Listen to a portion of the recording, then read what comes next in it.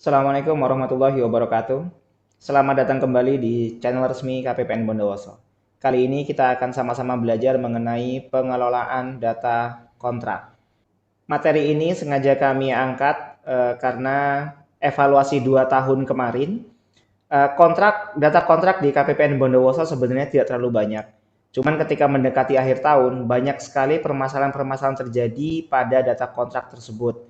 Salah satunya adalah perlakuan atau pengelolaan adendum atau perubahan data kontrak itu harus menggunakan surat atau harus cukup menggunakan ADK saja. Nah, hal-hal seperti inilah yang akan sedikit mengganggu pelaksanaan anggaran itu sendiri. Akhirnya penyerapan anggaran pun tertunda, bisa tertunda sehari atau 2 hari karena tidak memiliki pemahaman yang utuh terkait pengelolaan data kontrak itu sendiri. Baik, kita langsung saja untuk materi kali ini. Selamat menyaksikan. Materi kita kali ini adalah pengelolaan data kontrak. Sebelumnya pernah kami sampaikan terkait dengan pengelolaan data supplier, maka dasar hukum dari pengelolaan data kontrak ini sama sebenarnya, yaitu Peraturan Direktur Jenderal Perbendaharaan Nomor 58/PB tahun 2013. Oke, lanjut. Nah, sebelum kita lebih jauh tentang pengelolaan data kontrak itu sendiri, kita akan berkenalan sedikit dengan jenis data kontrak. Jenis data kontrak ini ada 2. Yang pertama adalah tahun tunggal, yang kedua adalah tahun jamak. Tahun tunggal ini adalah kontrak yang masa berlakunya hanya sampai dengan tanggal 31 Desember tahun anggaran tersebut. Kalau tahun 2021, maka tahun tunggal kontrak atau jenis data kontrak tahun tunggal ini hanya berlaku sampai dengan atau maksimal tanggal 31 Desember tahun 2021. Nah, untuk yang tahun jamak, maka ini berlaku data kontraknya atau pekerjaannya itu bisa melebihi tahun anggaran 2021. Contohnya seperti itu. Nah, untuk struktur tahun tunggal, strukturnya ada informasi umum, kemudian ada informasi khusus, dan ada informasi pembebanan. Sedangkan struktur untuk jenis data kontrak tahun jamak ini hanya ada informasi umum. Informasi khusus dan pembebanan dia akan mengikuti atau akan didaftarkan tiap tahunnya. Jadi setiap tahun informasi khusus dan informasi pembebanan ini didaftarkan lagi ke KPPN mitra kerjanya gitu. Nah, ini adalah jenis data kontrak ya. Nah, berikutnya, struktur dan elemen data kontrak. Hampir sama seperti data supplier, data kontrak itu juga memiliki struktur dan elemen. Strukturnya tadi sepintas sudah kita sampaikan tadi di depan. Yang pertama, informasi umum. Informasi umum ini meliputi atau elemennya adalah nomor kontrak, mata uang, tanggal kontrak, pekerjaan, dan supplier. Nah, ini supplier ini teman-teman bisa ngikutin di video sebelumnya terkait pengelolaan data supplier. Ada 2 part di situ ya untuk supplier. Berikutnya strukturnya ada namanya informasi khusus. Nah, elemen informasi khusus ini adalah ada cara penarikan, kemudian rencana pembayaran. Cara penarikan ini biasanya kalau di SaaS itu ya, kalau di aplikasi SaaS, cara penarikan itu adalah sistem pembayaran. Ini dia, sistem pembayaran ini. Nah, ada rupiah murni, ada PP, ada penarikan langsung, ada rekening khusus, ada LC gitu ya. Seperti ini bentuknya. Sedangkan di kanvas kontraknya ketika dicetak, dia bentuknya seperti ini.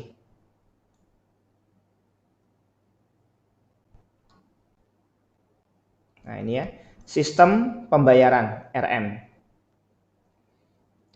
Oke, kemudian struktur berikutnya adalah informasi pembebanan. Nah, informasi pembebanan ini elemennya adalah BAS atau COA, bagan akun standar atau chart of account. Ya, ini dia informasi pembebanan. Nah, di antara 3 struktur ini dan elemen-elemennya, maka data kontrak itu satu informasi umum bisa memiliki lebih dari satu informasi khusus dan juga lebih dari satu informasi pembebanan. Oke, jangan bingung dulu ya, bentuknya seperti apa nih? Kalau satu kontrak memiliki beberapa cara penarikan atau memiliki beberapa rencana pembayaran atau malah memiliki beberapa informasi BAS atau chart of account. Teman-teman mungkin familiar dengan ini, register data realisasi kontrak. Nah, ini adalah informasi khusus. Informasi khusus elemennya ini. Ini namanya rencana pembayaran. Nah, ini kan satu kontrak terdapat beberapa rencana pembayaran. Artinya pembayarannya melalui termin, tidak sekaligus. Bisa seperti ini kan? Kemudian kalau misalnya tadi informasi BAS-nya, nah, seperti ini. Di kontrak, satu kontrak itu bisa kalau mau memiliki beberapa informasi account atau chart of account gitu ya. Dalam satu kontrak bisa atau dapat memiliki lebih dari satu akun atau BAS. Misalnya di sini 523 123, di bawahnya lagi misalnya 521219. Beda kegiatan, beda output, nggak apa-apa, silahkan, bisa. Asalkan memang pekerjaannya memang seperti itu, membutuhkan lebih dari satu akun. Artinya itu bisa, seperti itu ya. Nah, ini kartu pengawasan kontrak ini, di sini ya, yang di stabilo kuning ini adalah informasi umum. Ya, ini informasi umum. Ini semua elemen-elemen yang ada di sini. Ada satker, ada dokumen, ada identitas kontrak, nomor kontrak, uraian, dan seterusnya. Ini adalah informasi umum. Tanggal mulai, tanggal selesai, ada jaminan pemeliharaan, dan seterusnya. Itu informasi umum namanya. Yang merah ini, cara pembayaran, dan sistem pembayaran ini adalah informasi khusus. Cara pembayarannya termin, dan sistem pembayarannya adalah RM atau cara penarikan. Nah, informasi khusus juga, ini dia. Register data realisasi kontrak ini adalah informasi khusus. Nah, ini adalah rencana pembayaran. Nah, di OMSPAN, teman-teman bisa melihat apakah karawas kontrak yang dikirim ke KPPN itu sudah terdaftar atau belum. Itu melalui modul komitmen. Kemudian di sini ada monitoring kontrak. Nah, ini saya contohkan misalnya Satker 644222. Nah, ini adalah kontrak yang sudah terdaftar di SPAN. Untuk melihat kesesuaian cara pembayarannya atau termin-terminnya, silakan bisa diklik di sini. Ini rencana penarikannya. Nah, jadi teman-teman bisa ngecek di sini, oh, termin saya ada 4 ya, tapi saya baru mintakan 3, bisa kelihatan di sini. Nah, di OMSPAN sini, ini sudah ada informasi umum, ada informasi khusus, kemudian juga ada informasi pembebanan. Nah, teman-teman untuk mitra kerja KPPN Bondowoso, pada saat mengajukan SPM LS kontraktual, selain Bapak Ibu atau teman-teman melampirkan yang namanya validasi supplier, teman-teman juga mohon melampirkan ini, kontraknya ini. Kontrak versi SPAN-nya ini minta tolong dilampirkan. Tidak usah dicetak, dilampirkan bentuk PDF. Caranya seperti apa? Misalnya, Bapak Ibu mau mengajukan SPM untuk kontrak ini. Ya, untuk kontrak nomor 1 ini, yang urut nomor 1 ini ya. Maka Bapak Ibu silakan klik yang di sini. Nilai sisa ini diklik. Setelah muncul seperti ini, maka Bapak Ibu klik PDF ini. Ini ya, diklik PDF-nya. Dia akan muncul seperti ini. Nah, inilah yang dilampirkan di SPM LS kontraktual. Kenapa? Kenapa kami minta yang seperti ini? Kami butuh nomor ini. Supaya kami tidak salah membebankan SPM LS kontraktual Bapak Ibu itu ke termin yang mana atau pada can yang mana. Ya. Sekali lagi mohon bantuannya Bapak Ibu, tolong dicetak ini, maaf bukan dicetak, dilampirkan ke SPM LS kontraktualnya plus validasi suppliernya. Kalau validasi suppliernya itu seperti yang sudah dibahas di video sebelumnya, untuk memudahkan kami memilih, kadang-kadang ada site yang berbeda, kode posnya beda, yang mana nih? Ketika kami salah memilih kode pos, maka SPM itu otomatis akan tertolak. Dan CAN ini nggak akan muncul. Gitu. Akhirnya apa? Ada tolakan, PO tidak ditemukan, PO nggak ditemukan. Seperti itu ya. Selanjutnya, kita akan bahas tentang pengelolaan data kontrak. Setelah kita tahu jenis kontrak, kemudian struktur dan elemen kontrak, maka kita baru masuk namanya pengelolaan data kontrak. Pengelolaan data kontrak itu dibagi menjadi 3. Yang pertama, ada namanya perubahan data kontrak. Yang kedua, ada namanya pembatalan data kontrak. Yang ketiga adalah penutupan data kontrak. Kita lihat masing-masing perubahan seperti apa, pembatalan seperti apa, penutupan seperti apa. Oke? Perubahan data kontrak. Nah, pendaftaran data kontrak itu dilakukan untuk 2 jenis kontrak. Maksudnya gini, 2 kondisi kontrak. Pertama, kontrak yang pernah terdaftar atau belum pernah terdaftar. Kalau kontraknya belum pernah terdaftar itu nggak ada masalah gitu. Artinya lanjut aja, pasti terdaftar, muncul nomor CAN-nya. Seperti itu ya. Nah, kalau untuk pendaftaran data kontrak yang sudah pernah terdaftar, ini yang disebut dengan adendum. Ya, disebut dengan adendum. Untuk mempermudah penjelasan di sini, saya menggunakan 2 istilah adendum.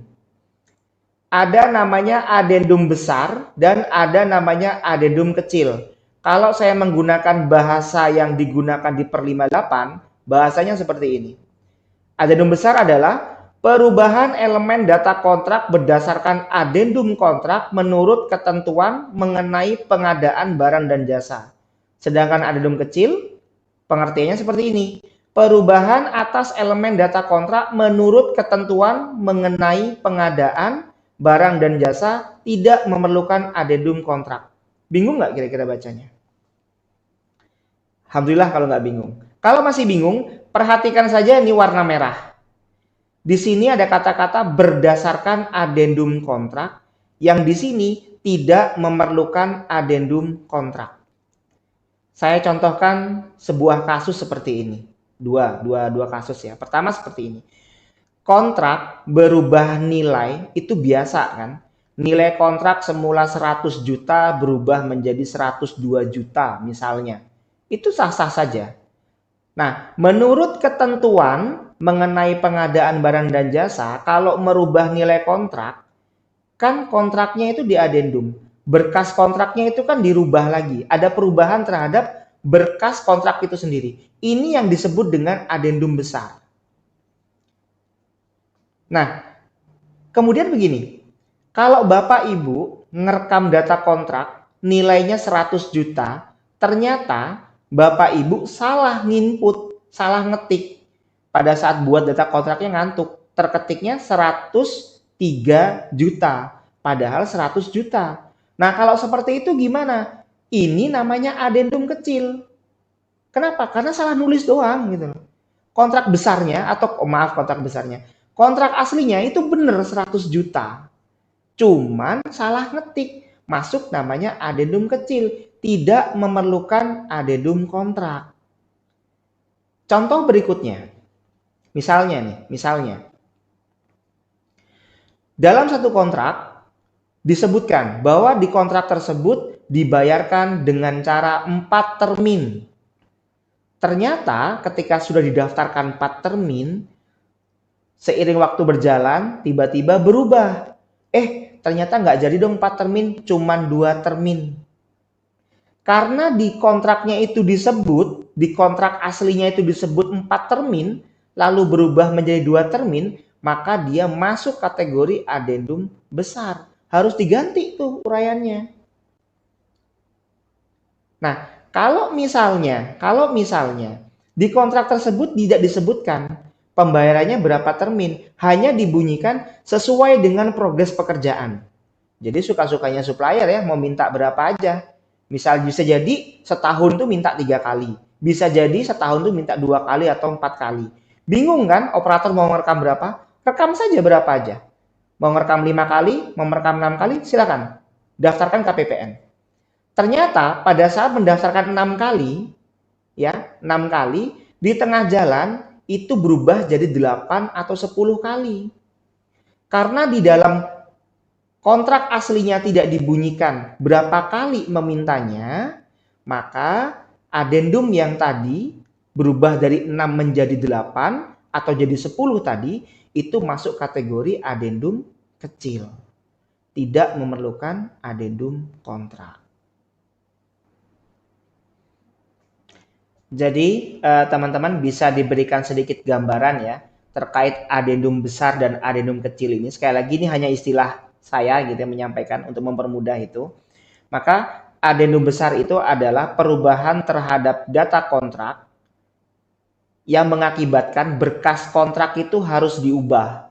Harus diubah karena klausul-klausulnya ada. Misalnya besar nilai kontraknya 100 juta berubah jadi 103 juta. Itu harus diubah berkasnya. Atau mungkin jangka waktunya 1 bulan berubah jadi 2 bulan. Nah, itu juga harus diubah. Atau mungkin di klausulnya disebutkan pembayarannya 4 termin ya. Ternyata pada saat di lapangan dia butuh lebih dari 4 termin. Nah, itu harus dirubah. Itu masuk dalam adendum besar. Seperti itu.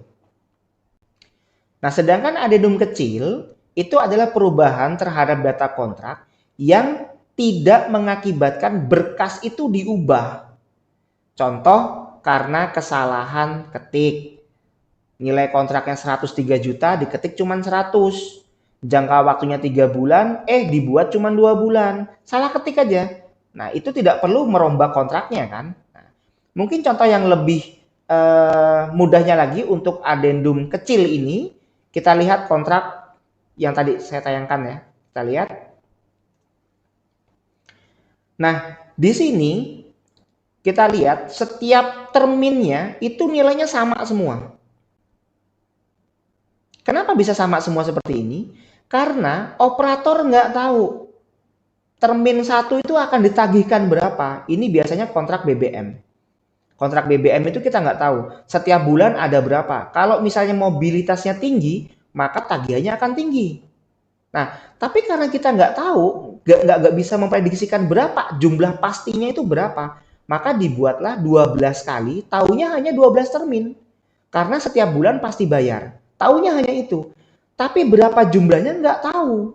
Makanya dibagilah nilainya 1,173 ini dibagilah 12. Dapatlah seperti ini angkanya. Nah, ketika tengah jalan, misalnya termin 1 minta cuma 90 juta. Oke. Termin kedua minta 95 juta. Oke. Begitu masuk termin 3 mintanya 100 juta. Kurang kan? Nah, kurang inilah diajukan namanya adendum.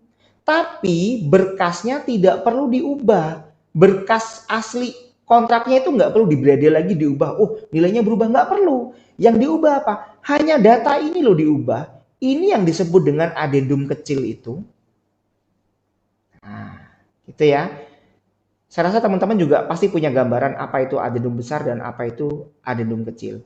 Kalau misalnya memang masih belum bisa memahami juga, bisa kita lanjutkan dengan diskusi ya. Nah, pengelolaan data kontrak khususnya untuk perubahan data kontrak ini yang paling banyak dijumpai di lapangan. Oke. Nah, ini untuk perubahan data kontrak, baru satu pengelolaan data kontrak, perubahan data kontrak. Nah, masih di perubahan data kontrak, ya. Perubahan data kontrak seperti yang saya sampaikan tadi, ini ada namanya adendum besar, ada namanya adendum kecil. Nah, untuk perubahan data kontrak itu sendiri ada dua nih. Apakah merubah struktur? Ya, merubah struktur itu hanya untuk ini. Cara penarikannya yang RM tadi, PP, PL, RK itu berubah atau frekuensi rencana penarikannya berubah. Nah, ini harus menggunakan surat PPK. Jadi kalau ada perubahan data kontrak yang merubah struktur ya. Dalam hal ini struktur apa ini? Struktur apa ini? Ada yang ingat nggak? Ya, Ini adalah informasi khusus. Jadi informasi khususnya berubah. Cara penarikannya semula RM berubah menjadi rekening khusus misalnya. Misalnya seperti itu. Kemudian frekuensi rencana penarikan. Nih, frekuensi rencana penarikan. Di sini 4. Ternyata dimintanya cuman 3 atau nambah jadi 6 atau nambah jadi 5. Nah, itu merubah struktur namanya. Nah, perubahan yang mengakibatkan merubah struktur ini tadi, maka harus menggunakan surat PPK. Nah, gitu ya, menggunakan surat PPK. Kemudian, yang berikutnya, perubahan data kontrak ini bisa jadi tidak merubah struktur. Tidak merubah struktur. Nah, maka ini cukup menggunakan ADK saja. Nah, merubah struktur dan tidak merubah struktur ini bisa dialami oleh adendum besar dan adendum kecil. Oke, kita lihat contohnya. Untuk yang adendum besar yang merubah struktur seperti apa? Contoh begini. Di dalam berkas kontrak jelas disebutkan bahwa pembayarannya dibayar, rencana penarikannya dibayar sebanyak 4 kali. Ternyata di lapangan berubah menjadi hanya 2 kali. Atau berubah menjadi 6 kali. Nah, itu harus menggunakan surat PPK. Harus. Seperti itu. Adendum besar yang tidak merubah struktur, contohnya apa? Di dalam berkas kontrak aslinya, nilai kontraknya 100 juta. Berubah menjadi 103 juta. Ini tidak merubah struktur. Misalnya sekaligus. Atau tetap dengan 2 termin, 3 termin. Atau tetap 2 atau tetap 3 termin. Terminnya nggak berubah. Rencana penarikannya tetap bisa sekaligus. Atau misalnya kalau termin, 2 termin atau 3 termin nggak berubah. Nah, itu cukup menggunakan ADK. Adendum besar bisa berkemungkinan merubah struktur atau tidak merubah struktur. Adendum kecil yang merubah struktur seperti apa contohnya? Kayak tadi, seperti ini. Di dalam berkas kontrak tidak disebutkan berapa kali pembayarannya atau rencana pembayarannya berapa kali. Sesuai dengan progres, titik itu aja. Nggak tahu mau 4 kali, mau 5 kali, nggak tahu kita. Nah, ketika dibuat 4, ternyata di lapangan hanya butuh cuma 2. Hanya butuh cuma 2. Maka itu menggunakan adendum yang merubah struktur menggunakan surat dari PPK. Ya. Adendum kecil yang tidak merubah struktur, salah ketik misalnya, nilai kontraknya salah ketik, silakan masuk di sini. Cukup menggunakan ADK. Nah, inilah kadang-kadang teman-teman bingung tuh, sama-sama adendum kok perlakuannya beda.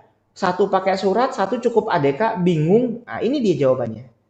Mana pada saat apa menggunakan ADK, pada saat apa menggunakan surat dari PPK. Baik, itu untuk perubahan data kontrak. Ya, pengelolaan yang pertama untuk perubahan data kontrak. Berikutnya, pembatalan data kontrak itu dilakukan terhadap sisa kontrak. Ya, pembatalan data kontrak itu dilakukan terhadap sisa kontrak. Misalnya kontraknya 100 juta, mau dibatalkan. Bisa jadi dibatalkan semua. Ya. Kalau misalnya sudah dibayarkan, misalnya dari 100 juta itu dibayarkan sudah 50 juta, maka yang bisa dibatalkan adalah yang 50 juta sisanya. Gitu. Hanya terhadap sisanya. Karena apa pembatalan data kontrak ini? Yang pertama, karena ada revisi DIPA. Revisi yang seperti apa? Ya, revisi yang seperti biasanya. Contohnya nih, misalnya kontrak sudah dibuat, nilainya 100 juta. Sudah dibayarkan 70 juta. Tiba-tiba ada revisi yang mengurangi output atau kegiatan di sebelahnya. Bukan di kontrak ini ya, dikurangin. Tapi kegiatan yang dikurangin itu penting banget. Akhirnya apa? Ya udahlah kita revisi aja yang ini, kita pindahin ke kegiatan sebelah. maka dibatalkanlah sisa kontrak yang 30 juta tadi, dipindah ke kegiatan sebelah. Berikutnya, karena pemutusan dari PPK. Ya, PPK punya hak untuk memutuskan kontrak, entah itu karena wan prestasi, entah karena itu ada sesuatu apa gitu ya, suatu hal, maka kontraknya diputus. Padahal sudah jalan nih kontraknya, sudah berprogres. Sudah dibayar misalnya udah 70 juta, tinggal 30 juta, ya udah batalin aja dengan pemutusan PPK. Nah, atau mungkin karena perubahan data kontrak. Nah, perubahan data kontrak tadi ini misalnya seperti ini cara penarikannya. Cara penarikannya misalnya begini, tiba-tiba ada revisi, dana tadi yang semula 100% RM berubah misalnya karena salah kode kantor bayar. Ini harusnya masuk ke KPPN khusus penerimaan hibah misalnya seperti itu. Khusus pinjaman hibah. Nah, akhirnya mau nggak mau itu dibatalkan kontrak sisanya, dibatalkan, ajukan. Atau mungkin konsorsium. Tiba-tiba ada kontraknya berubah jadi konsorsium, setelah tahu bagian dari PTA atau PTB berapa, maka mau nggak mau dikurangin, kontrak awalnya dikurangin, seperti itu. Ya. Nah, kalau ada kondisi-kondisi khusus mungkin bisa jadi masuk di sini. Ini untuk pembatalan data kontrak. Berikutnya, penutupan data kontrak itu dilakukan yang pertama oleh KPPN pada akhir tahun. Nah, seperti kemarin nih, di tahun 2020 kemarin, KPPN Bondowoso itu ada sekitar 12 kalau nggak salah ya, 12 kontrak itu masih open, maksudnya open itu masih ada sisa gitu loh. Nah itu harus ditutup kontrak itu, entah karena memang kelebihan kontraknya kayak BBM segala macam itu memang kelebihan kontraknya tapi tidak dilakukan adendum atau memang dibiarkan, memang nggak ada optimalisasi untuk sisa kontrak itu, ya udah dibiarkan aja, akhirnya KPPN menutup. Atau dari Ditjen Perbendaharaan biasanya untuk selain akhir tahun itu ada perintah dari Ditjen Perbendaharaan, tolong kontrak nomor sekian sampai sekian tutup, misalnya seperti itu. Atau kontrak dari KL ini silakan ditutup karena berdasarkan pertimbangan ini dan pertimbangan itu, seperti itu. Nah, inilah pengelolaan data kontrak, gitu ya. Ada perubahan, ada pembatalan, dan ada penutupan data kontrak. Nah, sebelum Bapak Ibu belajar tentang pengelolaan itu, maka Bapak Ibu saya antarin tadi ada jenis data kontrak ada berapa. Kemudian struktur dan elemen data kontrak itu apa aja. Penting untuk tahu seperti itu. Kenapa? Untuk tahu di sini. Jadi perubahannya itu pakai ADK atau pakai surat PPK. Seperti itu. Oke ya? Baik. Saya harap apa yang kami sampaikan tadi, apa yang disampaikan tadi bermanfaat buat kita semua. Dan mohon maaf apabila ada kata-kata yang salah. Terima kasih telah meluangkan waktu untuk menyimak video ini. Semoga bermanfaat. Assalamualaikum warahmatullahi wabarakatuh. Sampai ketemu di video selanjutnya.